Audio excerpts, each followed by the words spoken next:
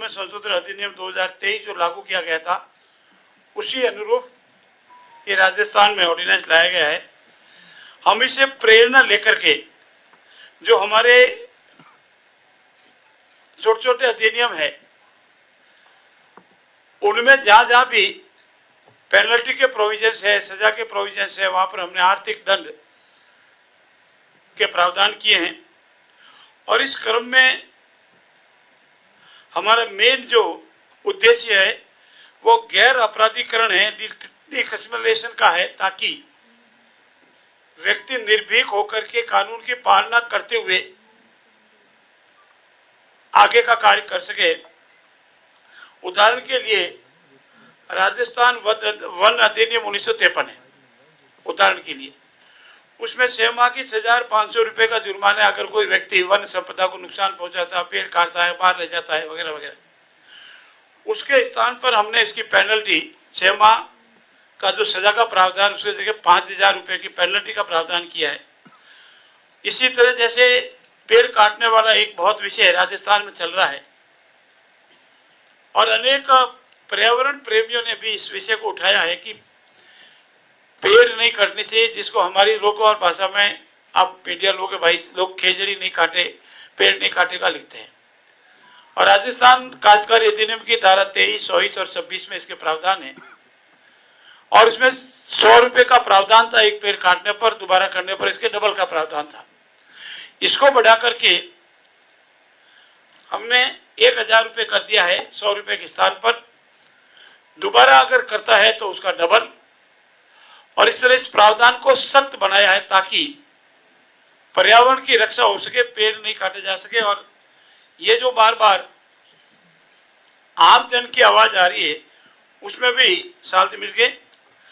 हमारे इन कानूनों में छोटे छोटे तकनीक प्रशासनिक स्तर पर जो उल्लंघन के सिविल कारावास के 6 महीने की, 3 महीने की, 1 साल की सजा के जो प्रावधान थे, उनको इस कारण से मॉनेटरी पेनल्टी में बदला है, आर्थिक दंडात्मक रूप में बदला है।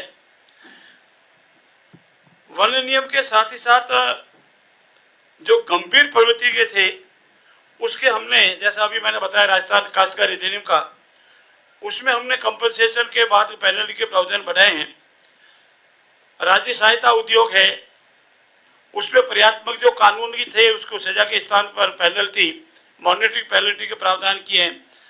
जयपुर में वाटर सप्लाई सीवरेज बोर्ड का 2018 के जो नियम है उसमें आप बर्बादी करते हैं, दुरुपयोग करते हैं, तो उसमें हमने सीवर लाइन के कनेक्शन जोड़ने आदि पर कारावास का प्रावधान इसे हटाते हुए अर्थदंड मॉनिटरिंग प्रावधान को बढ़ाया है। और ये कुल मिलाकर के राजस्थान जन विश्वास अधिनियम संशोधन 2025 को आज हमारे कैबिनेट में मंजूरी दी है। और इसके पीछे उद्देश्य यही है कि हम ईज ऑफ लिविंग और ईज ऑफ डूइंग बिजनेस को बढ़ावा देना चाहते हैं। उसके उसी आधार पर ये आज के तारीख में निर्णय लिया गया है। इसके साथ ही साथ हमने 2-3 महत्वपूर्ण निर्णय एक और लिया है। हमारा किशनगढ़ का एयरपोर्ट है, जयपुर एयरपोर्ट दिल्ली का अल्टरनेटिव बन रहा है, खूब अच्छी सर्विसेज भी है, हवाई जहाज खूब ज्यादा, कभी कभी अधिक भार भी बढ़ जाता है। जयपुर का अल्टरनेटिव किशनगढ़ बढ़े, इसीलिए वह जमीन एक्वायर करके, जमीन प्राप्त करके इसका विस्तार किया जाना भी आज की कैबिनेट में मंजूरी दी है। और उसके लिए शायद जमीन जरूरत पड़ी तो एक्वायर करके या अवेलेबल जो सरकारी जमीन है उसकी साइट दे करके हमारे किशनगढ़ एयरपोर्ट के लिए अतिरिक्त भूमि आवंटन के संबंध में हम करीब प्रारंभिक स्तर पर 15 एकड़ भूमि निःशुल्क उस अथॉरिटी को उपलब्ध कराएंगे ताकि वो उड़ान उतरने चढ़ने के लिए वो पट्टी बनाना या जो भी उनका टेक्निकल प्रावधान करना वो कर सके। और भविष्य में जब कभी भी जयपुर में अगर किसी हवाई जहाज को उतरने या चढ़ने में दिक्कत हो तो किशनगढ़ अल्टरनेटिव बने। और राजस्थान चूंकि समृद्ध और विकसित और पर्यटक की दृष्टि से, उद्योग की दृष्टि से आगे बढ़ रहा है और किशनगढ़ हमारे पर्यटक दृष्टि से और उद्योग की दृष्टि से भी महत्वपूर्ण स्थान है, इसलिए उसको 15 बीघा भूमि निःशुल्क आवंटन करने का आज निर्णय लिया गया है। इसके साथ ही साथ हमारी जो अनुकंपा नियुक्ति के प्रावधान है, आप लोग सब रोजीना देखते हैं, उसमें 90 दिन के अंदर मातृक आश्रितों को सक्षम अधिकारी के समक्ष आवेदन करना पड़ता है।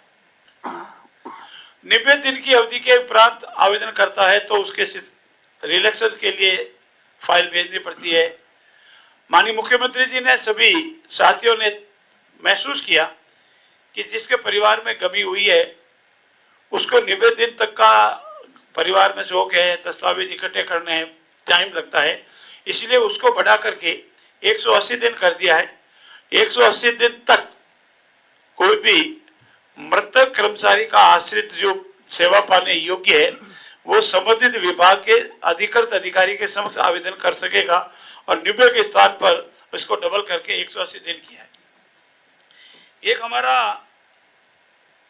हम जब नियुक्ति के लिए कोई प्रतियोगी परीक्षा हमारी जो एग्जाम होते हैं या हमारा इंटरव्यू होता है, रिजल्ट निकलता है, उसके बाद उस नौकरी में एक वेटिंग लिस्ट भी निकलती है।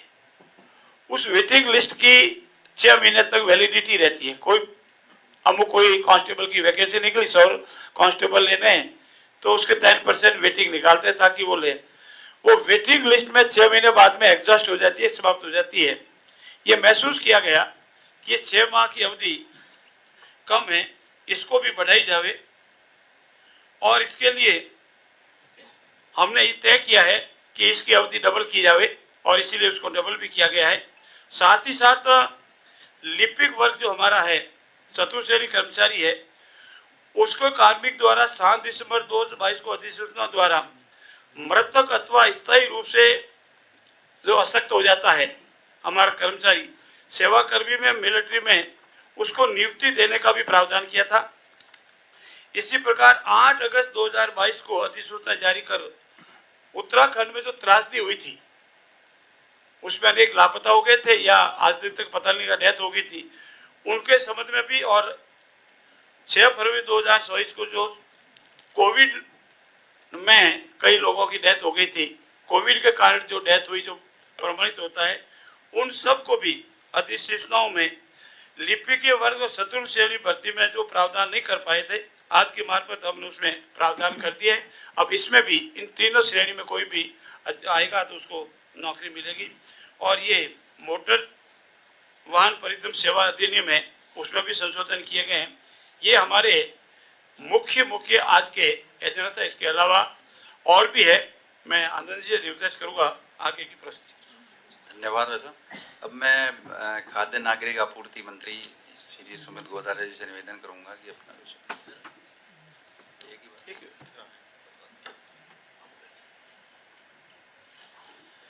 आज मंत्रिमंडल में प्रवासी राजस्थान नीति का अनुमोदन किया गया। जैसे कि हमारे प्रवासी राजस्थानी पूरे विश्व में हर क्षेत्र में, चाहे उद्योग से लेकर शिक्षा के स्तर में लेकर हर कला के क्षेत्र, संस्कृति के क्षेत्र में, हर क्षेत्र में उन्होंने अपनी छाप छोड़ी।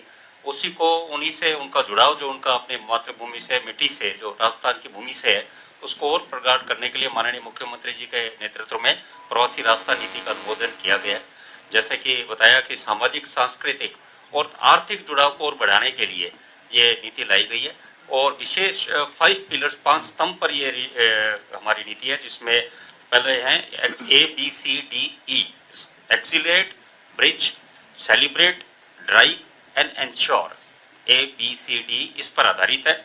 मुख्य उद्देश्य ये कि जो हमारे अप्रवासी राजस्थानी NRR हैं वो इन्वेस्टमेंट करें, ज़्यादा से ज़्यादा निवेश भी करें, ताकि उस माध्यम से यहाँ पे उनका राजस्थान भूमि से भी जुड़ा हो। उसमें उनके सुविधा के लिए सरकार द्वारा NRR इन्वेस्टमेंट फैसिलिटेशन सेल स्थापित किया जाएगा और साथ ही कि उनसे लाइजनिंग के लिए, उनसे लगातार संपर्क के लिए, उनके समस्याओं के समाधान के लिए इन्वेस्टमेंट लाइजन ऑफिसर भी निवेश प्रस्तावों की निगरानी प्रवासी मिलन कार्यक्रम के लिए भी नियुक्त किए जाएंगे। और विशेष ये कि इन्वेस्टमेंट कोऑर्डिनेटर्स के साथ उद्देश्य ये कि हम चाहते हैं कि प्रवासी राजस्थान उन क्षेत्रों में भी जहाँ राजस्थान और आगे क्षेत्र में बढ़ सकता है उसमें निवेश करें। विशेष जैसे चिकित्सा क्षेत्र में PP मॉडल है, संयुक्त अनुसंधान है, टेलीमेडिसिन है, जिसका बड़ा भविष्य है।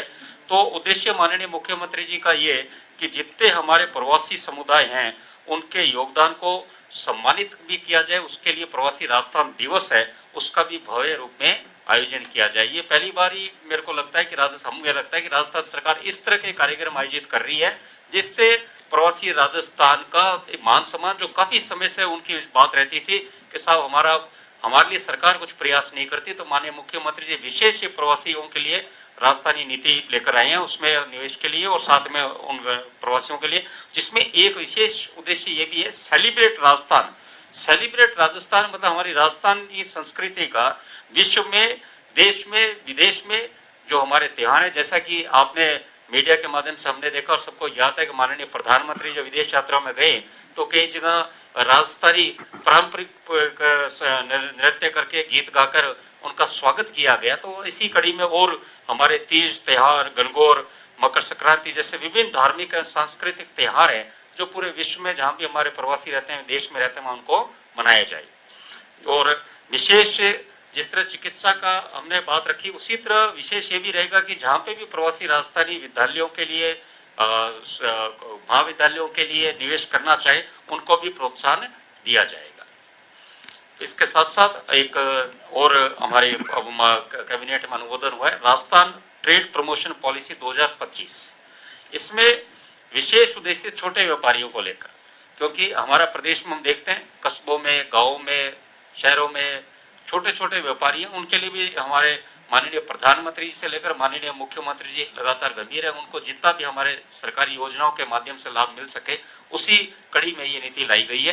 राजस्थान ट्रेड प्रमोशन पॉलिसी 2025, उसका भी अनुमोदन हुआ। इसमें विशेष ये है कि जितने भी खुदरा और थोक व्यापारी है उनको लाभ मिल सके। इसके लिए विशेष ये है कि जितने क्रेडिट गारंटी योजना के तहत राज्य सरकार द्वारा गारंटी शुल्क का 50% वहन किया जाएगा और इससे छोटे ट्रेडर्स का बाजार एवं ऋण तक आसान उपलब्ध कराने की भी सुविधा उपलब्ध होगी। और नए माइक्रो ट्रेड इकाइयों को कंपोजिट लोन पर 5 वर्षों तक अधिकतम 6% ब्याज पर अनुदान भी प्रदान किया जाएगा।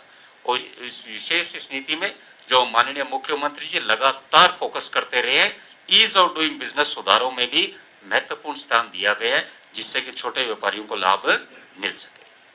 एक और महत्वपूर्ण नीति का आज अनुमोदन कैबिनेट में किया गया, राजस्थान पर्यटन नीति 2025 का। जैसा कि दुनिया में पर्यटन सबसे बड़े व्यवसाय के रूप में उभर रहा है, बहुत से देश ही पर्यटन के सारे चल रहे हैं और हमारा प्रदेश आज देशी पर्यटक और विदेशी पर्यटक में मिलाकर 5वें नंबर पर हमारा राजस्थान प्रदेश है। इसको हम किस तरह टॉप 2 में लेकर जाएं, उसी कड़ी में माननीय मुख्यमंत्री जी के मार्गदर्शन में नीति तैयार की गई है, जिसमें हमारे और जिस तरह हम पर्यटकों को सुविधा दे सकें, उसी परिकल्पना को साकार करते हुए नीति लाई गई है, जिसमें विशेष धार्मिक पर्यटन पर भी विशेष फोकस किया गया है।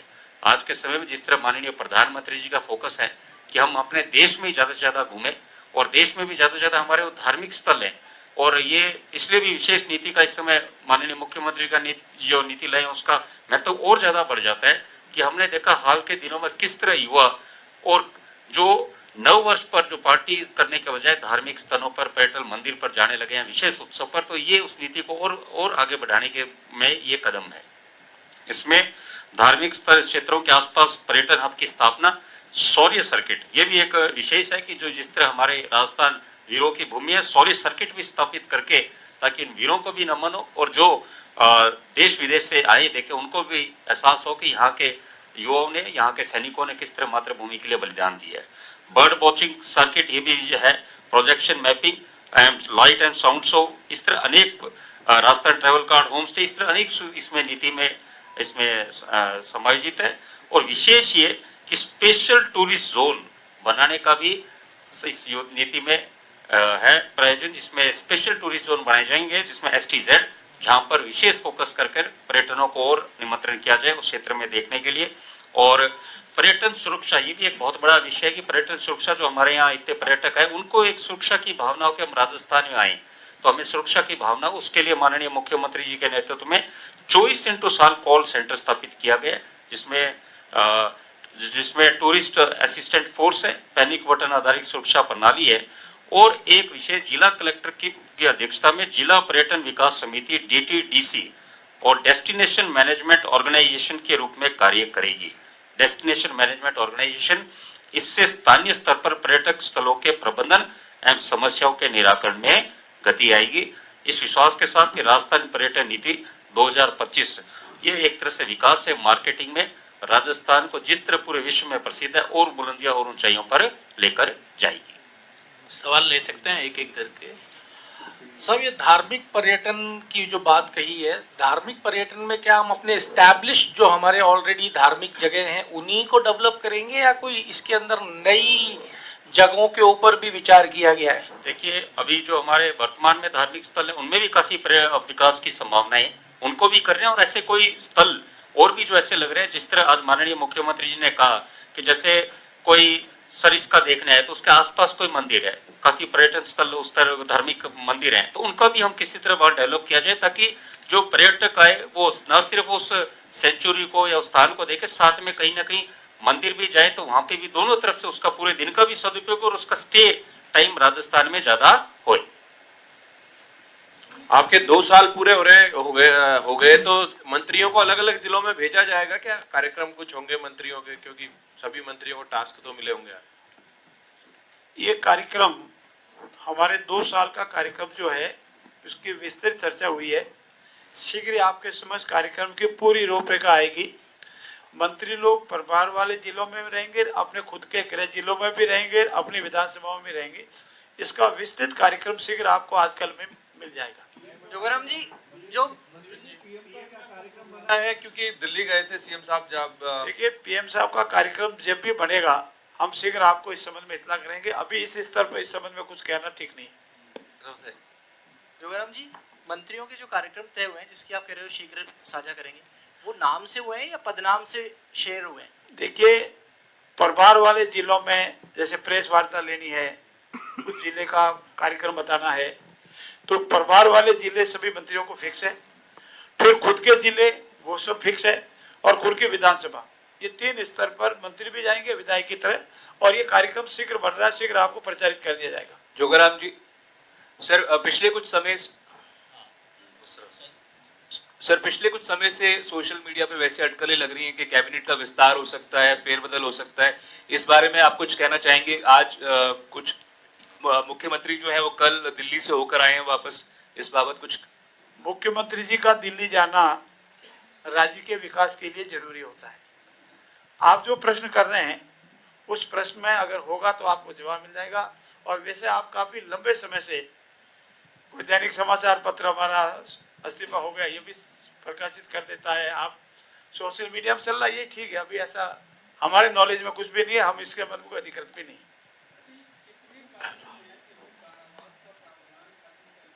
तीन में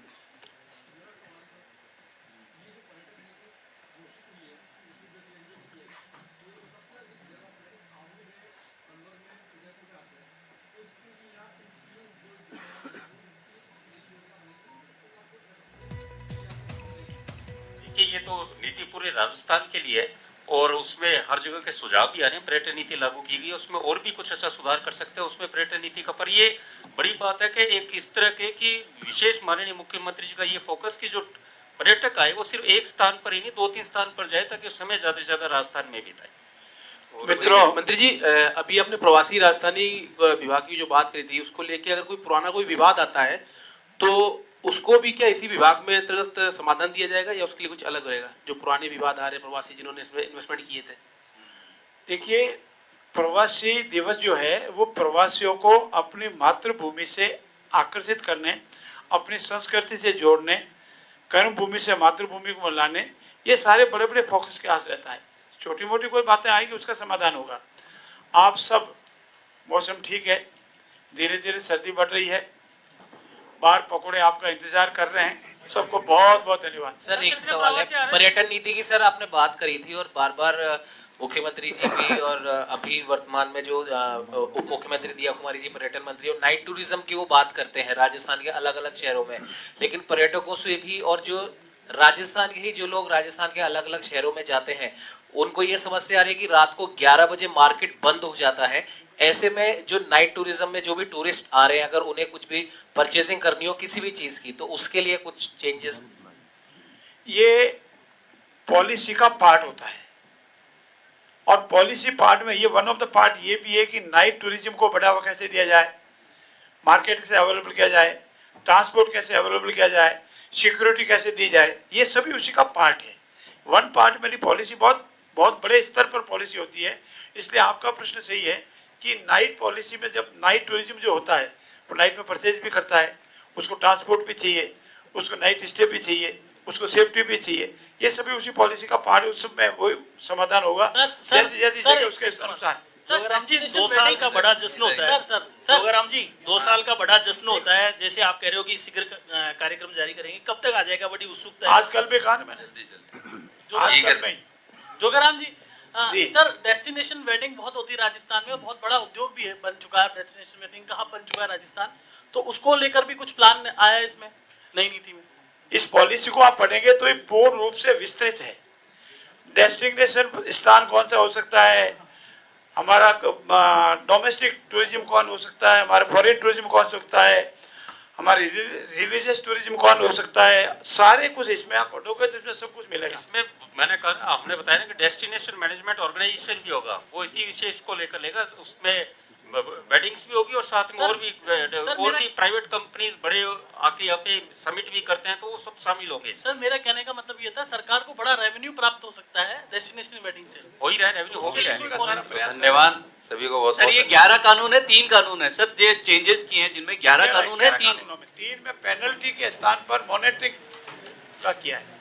टोटल कानून जो है 11 सर एक trade policy, Rajasthan trade policy 2025 जो आपने भी बताया छोटे व्यापारियों के लिए, एक अनाउंसमेंट था सरकार की तरफ से कि 1 डिस्ट्रिक्ट 1 प्रोडक्ट को भी आप लोग प्रमोट करेंगे। वो एचईटी इस पॉलिसी के अंदर उसको भी कवर अप करेंगे। वो एचईटी रहेगा। वो तो पॉलिसी ऑलरेडी एग्जिस्ट है, वो तो पॉलिसी you. चल ही रही है पिछले साल से। सबका बहुत बहुत धन्यवाद। बहुत बहुत धन्यवाद।